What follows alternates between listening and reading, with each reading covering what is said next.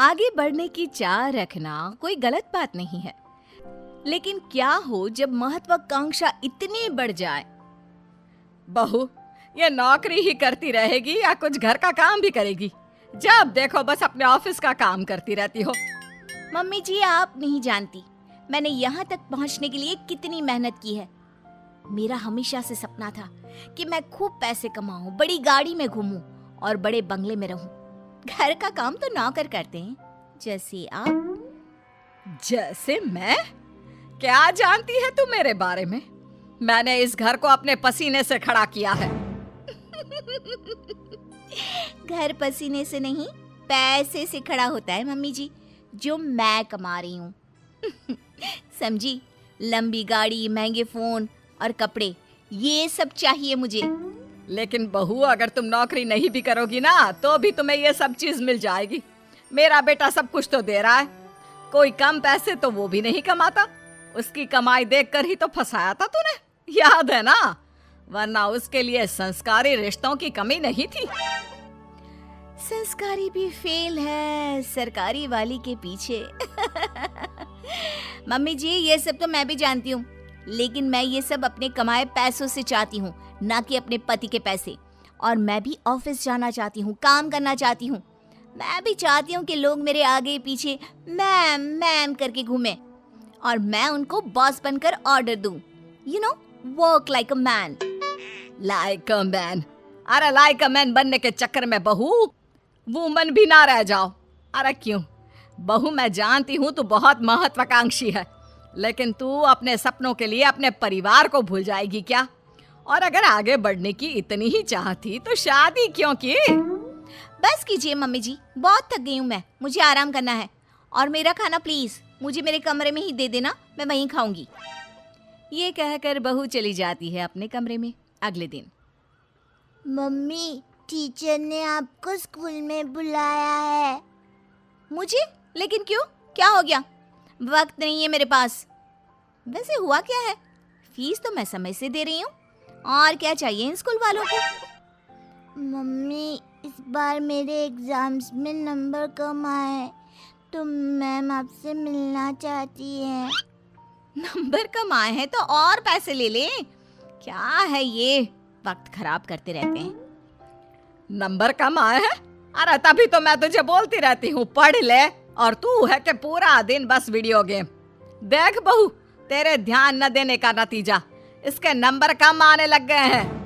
Mummy जी, कोई बात नहीं है, अभी वो बच्चा है और स्कूल टाइम में ऐसा होता रहता है, समझ जाएगा।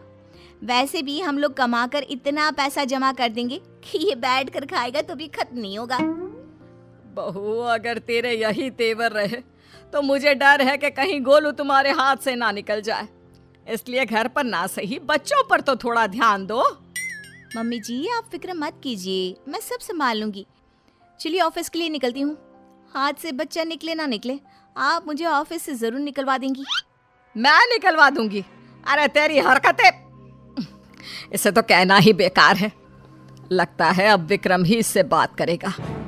सास बेटे को फोन करके सारी बात बता देती है। हाँ माँ, तू सही बोल रही है।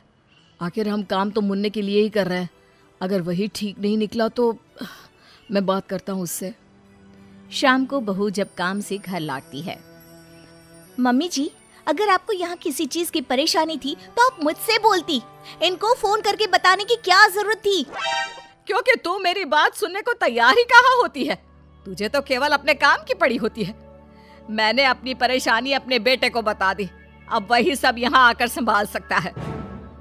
कुछ दिनों बाद बेटा विदेश से घर आता है। ये सब क्या हो रहा है? मैं नौकरी करने विदेश क्या चला गया? तुमने तो घर के कामों से छुट्टी ही ले ली। अगर मुझे पता होता तुम ऐसा कुछ करोगी तो मैं कभी विदेश ही नहीं जाता। लेकिन मुझे समझ में नहीं आ रहा तुम ऐसा क्यों कर रही हो? तुम घर पर ध्यान क्यों नहीं दे रही? घर के कामों पर क्या ध्यान देना, उनके लिए मम्मी जी है ना। मैं भी तुम्हारी तरह पैसे कमा रही हूँ और अपने सपने पूरे कर रही हूँ। मैं पैसे अपने सपने पूरे करने के लिए नहीं, हम सबके लिए कमाता हूँ, ताकि तुम सब बढ़िया से रहो, तुम्हें किसी चीज की दिक्कत ना हो। और वैसे भी हमें तुम्हारे जॉब करने से कोई प्रॉब्लम नहीं है। प्रॉब्लम ये है कि तुम अपने परिवार के प्रति जिम्मेदारियां पूरी नहीं कर रही हो।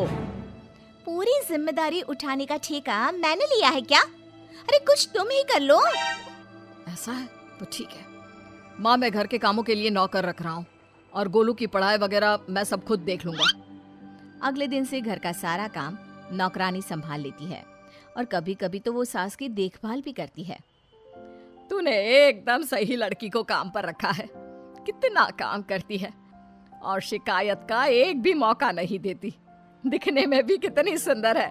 बेटा सच कहूँ तो बहुएं ऐसी ही होनी चाहिए। माँ वैसे भी ये नौकरानी नहीं है, दरअसल ये मेरे ऑफिस में ही थी, लेकिन जब मैंने इसे अपने घर की प्रॉब्लम बताई तो मेरी मदद करने के लिए राजी हो गई। दूसरों के लिए सोचती भी कितना है। हाँ माँ, मुझे नहीं पता था कि ये गीता इतना अच्छा घर का काम भी कर लेती है। वैसे माँ ये ऑफिस में भी सब कुछ संभाल लेती है, वो भी अच्छे से। बहुत महत्वाकांक्षी नहीं है, लेकिन सबको लेकर आगे कैसे बढ़ना है ये इसे अच्छी तरह पता है। मुझे इसकी सबसे अच्छी बात क्या लगती है पता है? क्या बेटा? जब मैं घर पर नहीं होता तो ये आपका और गोलू का कितना अच्छा ध्यान रखती है। तभी घर में मेहमान आ जाते हैं। ओहो, ये लोग भी ना धर्मशाला समझकर रोज आ जाते हैं। ये बोलकर वो अंदर चली जाती है। अरे आइए आइए बेटा, जरा चाय पानी लेकर आना। तभी गीता सुंदर सी साड़ी में अच्छे से चाय पानी लाकर टेबल पर रख देती है। हाय रे, आपकी बहू सही रास्ते पर आ गई। नहीं तो हमेशा हवाई बनकर घूमती रहती थी। अरे नहीं नहीं, ये नौकरानी है हम लोगों के यहाँ। बेटे के ऑफिस में ही नौकरी करती है। वो क्या है ना, पैसों की जरूरत पड़ गई थी इसे तो पार्ट टाइम में। लेकिन कितना अच्छे से काम संभाल लिया है आपका। घर भी चमक रहा है और सब कितना अच्छा लग रहा है। तभी बहू आ जाती है। इसी काम का तो उसे पैसा मिलता है, तो उसे करना ही पड़ेगा ना। कितनी अच्छी लड़की है। काश मैं इसकी शादी तुझसे करवा पाती। मुझे एक अच्छी बहू मिल जाती और तुझे एक अच्छी बीवी। मम्मी जी, आप ये क्या बोल रही हैं? मैं तो बस वही बोल रही हूँ जो मेरे मन में आया। कुछ गलत कहा क्या? ये सुनकर बहू उठकर अंदर चली जाती है और सोचने लगती है, आज मम्मी जी ऐसा बोल रही हैं, कल को मम्मी जी ने ऐसा कुछ सच में कर दिया तो मेरा क्या होगा? वैसे भी मम्मी जी मेरे से परेशान रहती हैं और मम्मी जी ने इनको दूसरी शादी के लिए मना लिया तो नहीं, मैं ऐसा कुछ नहीं होने दूंगी। मैं इनको एक अच्छी बहू, बीवी और माँ बनकर दिखाऊंगी। उस दिन के बाद से बहू अपने परिवार का ख्याल रखना और एक अच्छी बहू, बीवी और माँ बनना शुरू कर देती है।